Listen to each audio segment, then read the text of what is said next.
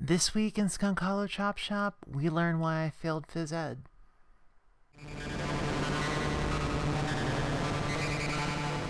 Feet, tits, arms, sports.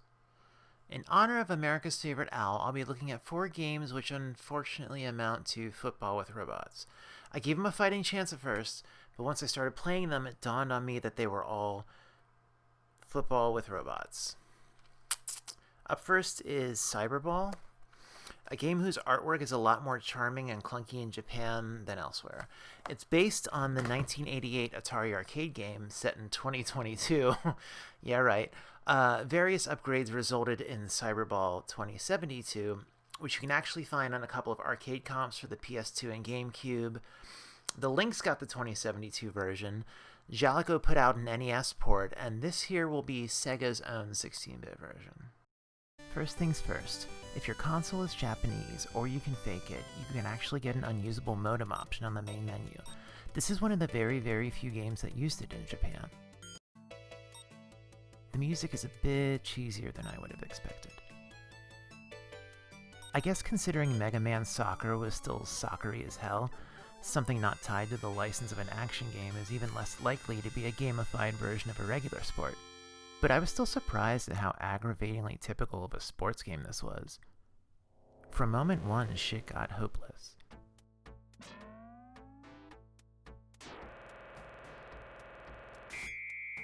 Huh? What just happened?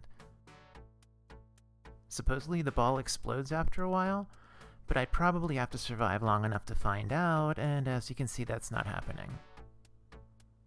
Most of the time I let the timer run out in these interstitial menus because I was just swamped with text that meant nothing to me. Horrific. I was going to say this might as well be a foreign language, but that'd be a clumsy bit of foreshadowing.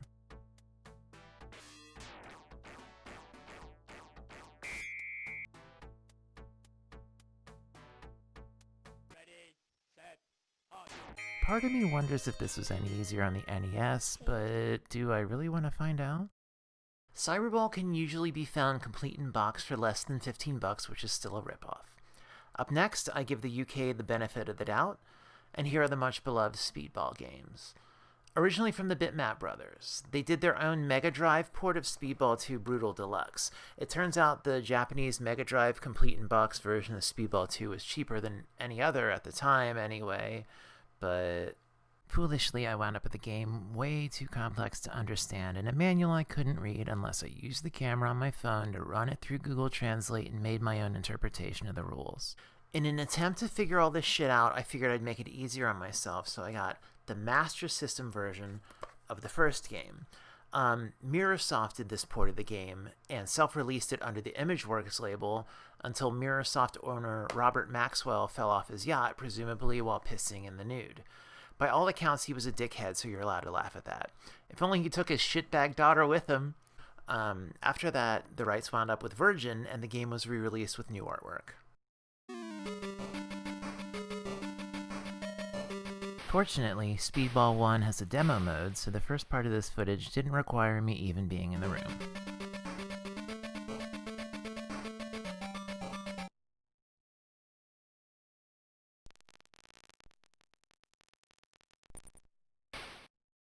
Unfortunately, my perfectionist nature kicked in and I decided to attempt this for real.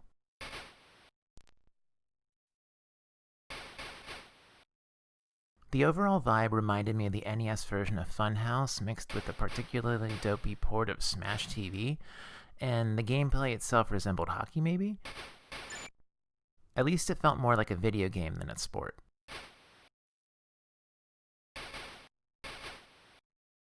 It's impossible to tell what your sprites are doing unless they're swinging their arms in an obvious run. They look a bit like mangled versions of the characters from Ultra's Mission Impossible.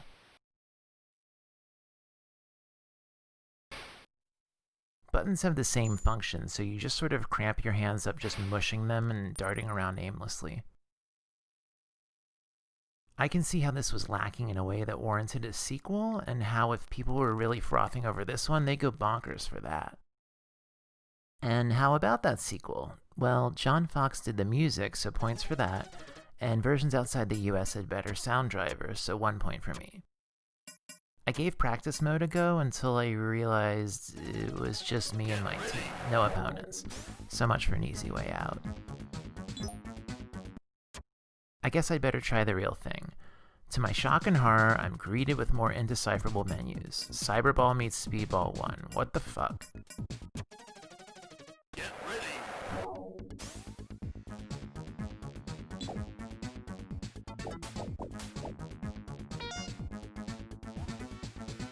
After starting the real game, I could see the appeal, especially in terms of how much more spacious things are, but the difficulty was nightmarish from the start. Having menus that make Might and Magic look like Clu Clu Land didn't help.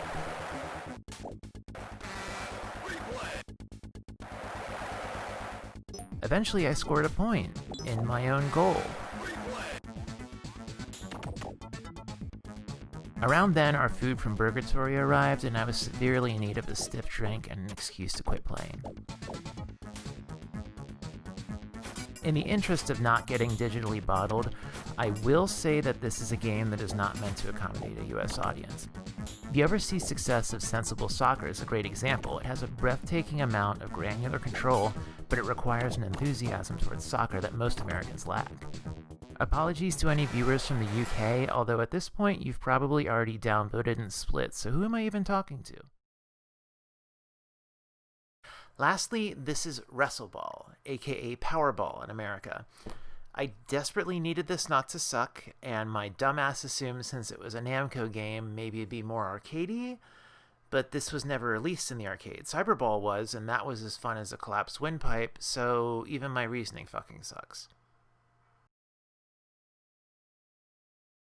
So now it's down to this, to not only redeem this episode, but to prove that the C note I spent on these 4 games wouldn't have been better spent on putting a hit out on myself. Once again, I'm dealing with an untranslated manual, so odds are horrific.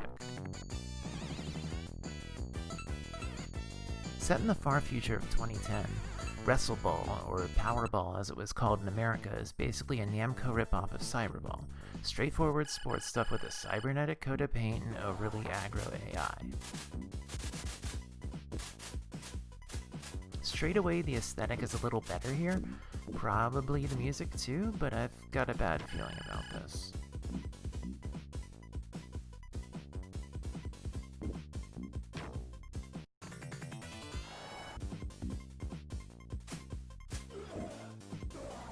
Everyone sounds like they're barfing, so that's one redeeming quality.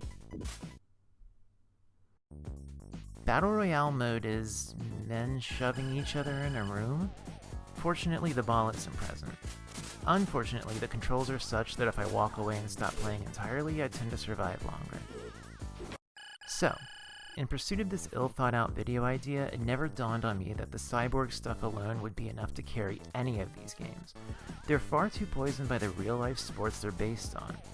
I feel like if I stuck with it, I might be able to enjoy Speedball 1, but I had a lot of ground to cover here.